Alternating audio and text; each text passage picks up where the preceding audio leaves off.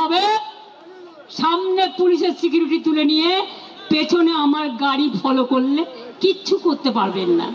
কারণ আপনারা ধরার আগে আমি যে কোথায় কখন গিয়ে উঠবো আপনারা তো বুঝতেই পারবেন না। আর আমি একা নই, আমার এই চেহারা নিয়ে 50 জন 50 জায়গায় থাকবে। মনে রাখবেন, বাঁদিকে ছুটবেন আন্দোলন ডান দিকে হবে, ডান দিকে ছুটবেন আন্দোলন মধ্যেখানে হবে, মধ্যেখানে ছুটবেন আন্দোলন সাগরে হবে, সাগরে ছুটবেন আন্দোলন পাহাড়ে হবে, পাহাড়ে ছুটবেন আন্দোলন রাস্তায় হবে। আমি দেখি কার কত বুকের পাটা। ভালো করে সরকার চালান, সব কোঅপারেশন করব, কিন্তু শুধু অত্যাচার আমাদের কর্মীদের ওপর, এবং পুলিশের কিছু করার নেই। পুলিশকে বলে দেওয়া হচ্ছে তোমাকে এটা করতে হবে।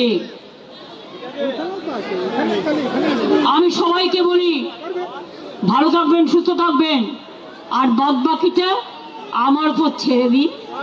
আমি সব স্ট্র্যাটেজি আজকে বলবো না, আজ থেকে রাস্তায় নামা শুরু হলো এবং এটা চলবে, এবং এটা চলবে। পারমিশন আইনত দিন, আমরা আইনত অ্যাপ্লাই করব, আর আইনত যদি পারমিশন না দেন তাহলে মনে রাখবেন আইনই কিন্তু আইনের পথ দেখাবে। আইনে যেমন বাধাও আছে, আবার আইনের মধ্যে দিয়ে আইন খুঁজে নিতেও হয়। আর আমরা বাংলার মানুষ, নেতাজি সুভাষচন্দ্র বোস বলেছিলেন রাস্তাই আমাদের রাস্তা দেখাবে। ইয়েস, সেই রাস্তায় দাঁড়িয়ে বলছি আগামী দিন রাস্তাই আমাদের রাস্তা দেখাবে। ভালো থাকবেন, সুস্থ থাকবেন, মনে জোর রাখবেন, ভয় পাবেন না। আমি এখনো যা এক্সারসাইজ করি, আমি যা হাঁটি, আমার সাথে ওরা কেন, ওদের জমিদাররাও কেউ পারবে না। তার কারণ আমি মার খেতে খেতে আমার শরীরটা পাকাপোক্ত হয়ে গেছে।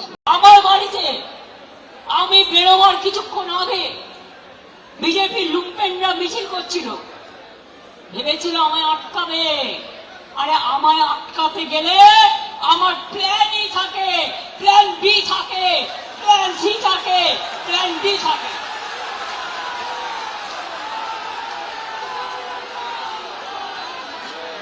কোন ছেলে মেয়েদের থাকার জায়গা দিতে পারিনি, আমি ক্ষমা চাইছি।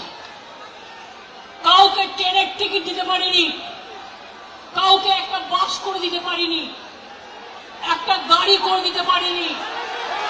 যারা পেরেছেন এসেছে নিজেদের তাগিদে সোনার ফসল ঘরে তুলতে।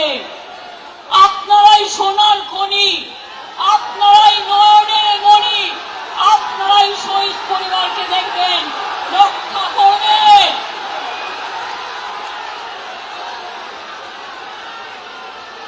শুনুন, নকল বেরা তপস্বী হয়ে,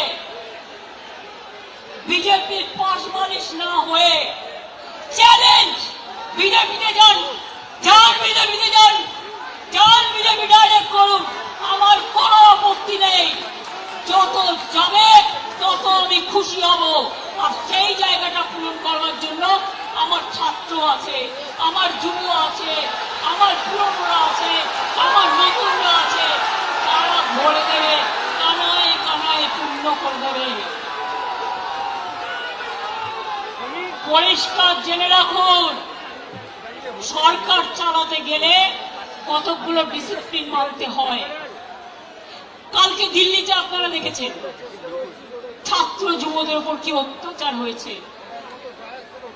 পার্লামেন্ট থেকে আমি শুনেছি যে প্রধানমন্ত্রী গাড়ি ঘুরিয়ে পালিয়ে গেছে। এখানেও মনে রাখবেন, বাড়াবাড়ি বন্ধ না হলে আমাদের আন্দোলন রাস্তাই আমাদের রাস্তা দেখাবে। মনে রাখবেন, পুলিশ এলাকা এলাকায় এসপির ভূমিকা, বিজেপি প্রেসিডেন্ট হয়ে গেছে, আইসি হয়ে গেছে ব্লক প্রেসিডেন্ট। কেন আপনারা তৃণমূল কংগ্রেসকে ভয় দেখাচ্ছেন? আমি আজকে বলে যাই, এরপর আমি জেলা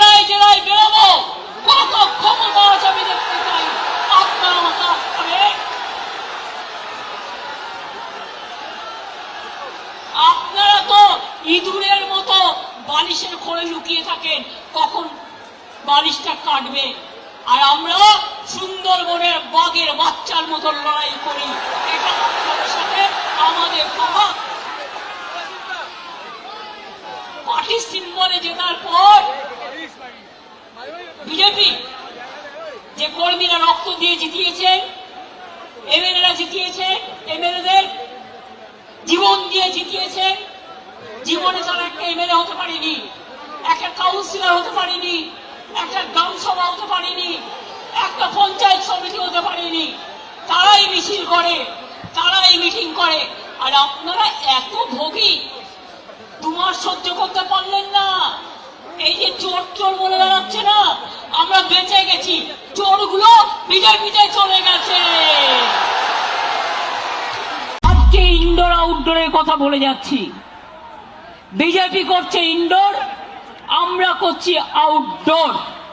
অনেক চক্রান্ত করেও রোখা যায়নি, আবার 1997-এ ফিরে যাব। আর যতক্ষণ আপনাদের না হারাবো, আমি কণ্ঠরোধ করে দিলেও আমি ব্যাক আউট করব না, আপনাদের ব্ল্যাক আউট করব।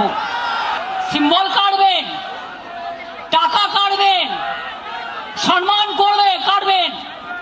শুনুন, এই তৃণমূল কংগ্রেস কর্মীদের টাকা দিয়ে, ওই টাকা তৃণমূল কংগ্রেসের রক্তের বিনিময়ে এই টাকা জেনে রাখবে, আমরা আপনাদের ধরাশায়ী করে ছাড়বো। আর চোর ডাকাত গদ্দারদের ছেড়ে কথা বলবো না। খেলা হবে ব্যাট বলের খেলা, এবার ব্যাট আর বল, ব্যাট বলের খেলা হবে।